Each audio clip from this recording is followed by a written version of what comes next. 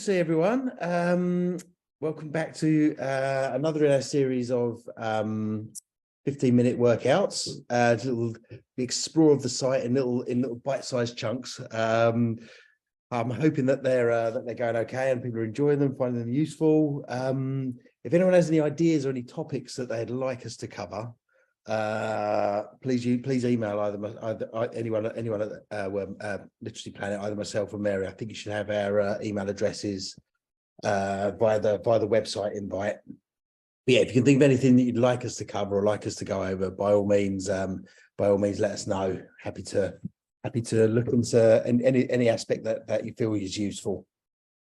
So today's, let's get rid of this little top up here. Today's is all about having a close look at individual students and how you can use the platform to sort of tailor each individual student's learning journey and pick up any sort of gaps and areas that they might be they might be struggling with.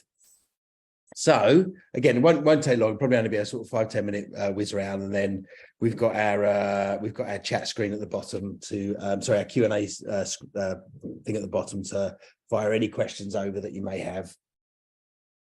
So here we are, as ever. We're starting on the home page, just up here. I'm sure you're all familiar with this. And here's our thing here. You've got your students here and the report section here. So they're the two areas that we'll be focusing on. Now it's important to remember this depending on how you use the platform as teachers and as a school, you may be auto assigning, which is absolutely fine, or you may be teacher assigning, which is equally valid. To use the platform to look at individual students, a student will have needed to have done a certain amount of missions, only like 2, 3, 4, 5, but obviously the more the better, because then you're collecting more and more data. So we always try and encourage students to use the platform as often as possible and to get as many missions sort of under their belt as possible, because that then helps you as teachers read the data and understand where they may be struggling or where they may be finding things too easy, because ultimately what you don't want is the children to become bored or disengaged, and that could be because they're either finding it too difficult or because they're finding it too easy. So it's good opportunity to sort of learn how to keep your eye on that and keep the students happy and engaged with the platform. So first and foremost, we'd look at our report section up here. So you're probably all familiar with this. You've got student proficiency, student activity, learning levels, quite a few different ones going on here, but the one that I'm going to look at today is the student engagement report primarily. This then brings up all the individual students. I do apologize, I've not got many, I don't have many missions on my thing at the moment. I've got my demo school, needs a bit of a spring clean. But for example, for the purpose of this webinar, let's use Laura McHugh, because she's got a few logins and a few missions done. So you'll have all your students down here, and this is a great page that gives you a bit of a snapshot of which students are engaged, which ones are logging in, which are maybe struggling, etc., etc. So we're going to look down here. We say, right, let's look at Laura McHugh. She's year 8. She's logged in 34 times. These are her missions. The average mission accuracy is 53%. So you look at that and think that's actually quite low. You want to be getting it up into the 70s, 80s. So let's have a look and see if we can work out where Laura might be struggling. So you string along here to her name. Just tap onto there. This then brings up Laura McHugh, a little bit more of a deep dive into her experience of the platform. So again, I do apologize. I've not got much data in my demo school. Actually, I need to work on that. But what you'd see here, you'd see a number here of the missions completed. In fact, hold on. Let's change the activity there. Let's take it back to the start of the term. I think there's my deliberate mistake there, folks. There we are. That's it. That's what happens when you do webinars before you've drunk some coffee. So I don't know if you saw what I did there. I've changed the filters. So I've just gone back to the start of this year. And you could do likewise to the start, any date that you started using the platform onto there. So all right, here we go. So this year, you can see Laura's done 5 missions. You've got an average accuracy of 53%. Okay, so we want to try and work out where that 53% is come from and see if we can bump that up at all. So then we come over to here, And you can see those scores broken down into strands. So comprehension, near proficient, that's no problem at all. Probably do a little bit of work. Grammar is way down at 46, and spelling needs a bit of work as well. So they're the two areas that that Laura could maybe do with having a little bit more exposure to, perhaps. Have a little further look down here, so you can see here are the missions that she's tried to do and the results that are there. So you can see certain missions that are struggling. So grammar, look, a couple of grammar ones there. So she's struggled a little bit with clauses and subjects and verb groups as well. Gives you a bit of an idea of where they're going, but most importantly, it gives you the opportunity to then think, right, hold on a minute. This is maybe, if we've been auto-assigning, this is maybe a time where we spend a little bit of maybe a week or 2 weeks assigning Laura some grammar missions and seeing if we can get that score up. So to do that, you come back to the home page.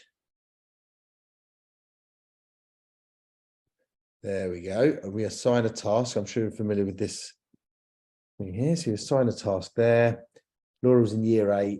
So let's try her on a few year 8 grammar missions.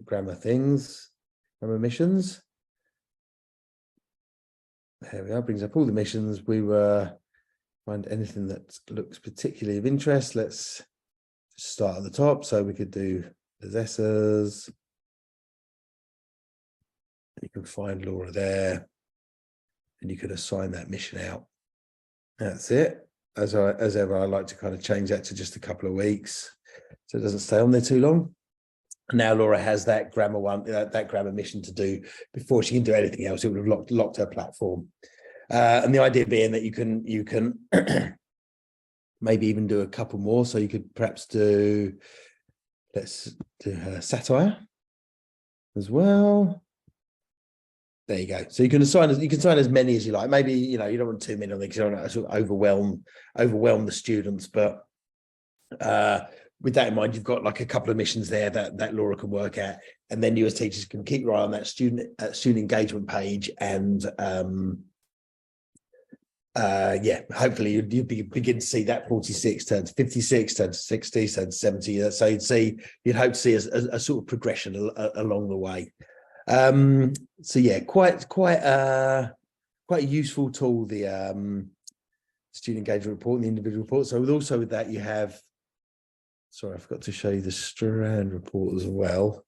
So this is your overview. So this would be Laura's strand report there. Like I say, you don't have too much data in that at the moment. So we'd have a look at grammar. Year 8.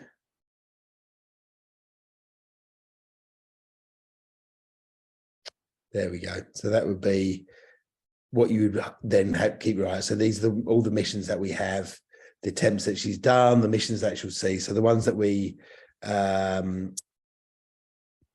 assigned today, we'll see there. You'd only have a couple on there, and you'd see that you'd see those scores come in as she completed the mission. So it's just a good place to sort of keep your eyes on the activities that you've assigned to them, which is awesome. So also, ever so briefly, I won't keep you too long, because it's 10 past, we're going to have a little bit of a Q&A.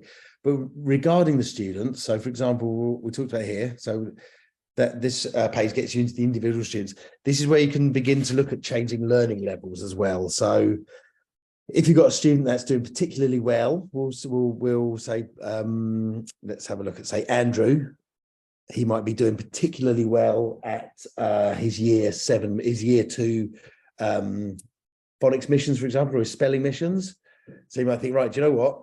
He's cruising on this. He's getting some fantastic scores. He's getting 80s, 90s on spelling. Let's try him out on a few, or let's bump him up a level and see how he gets on with the level 3 assignments.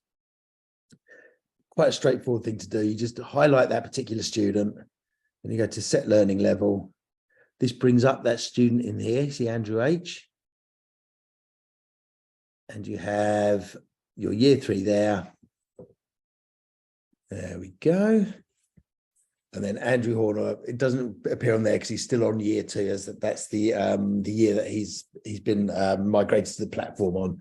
So he's on year 2, but he will now start to receive missions from level 3.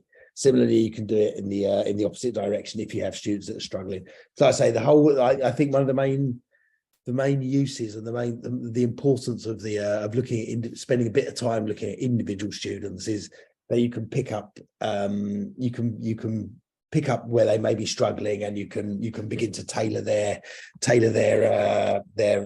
exposure and the missions that they're being assigned and exposed to. So quite a useful tool, and yeah, very handy for improving, picking up any gaps or any shortfalls on their education. There we go. As ever, I'm gonna, like I say, these little 15-minute things, I won't keep people too long. I think the key is little and often, but I will keep the webinar open. We've got a Q&A down here, this little button down here. So any questions at all, I'll give it till sort of 15:15, so hang on for a couple of minutes. But if anyone has any questions at all, or like I said at the start, if there's any topics that you'd like us to cover, that you'd like us to have a deep dive into, please let me know in the Q&A box down there. All right, folks, I'm going to leave it there. 8:15. I haven't had any questions come in, so I will assume that everyone's happy and confident in what we've been through today. But as ever, any questions at all, reach out to us, myself or Mary, or any of the Australian teams if you're Southern Hemisphere. And yeah, fantastic. Have a good week. Enjoy the bank holiday, and hopefully we'll see you next week.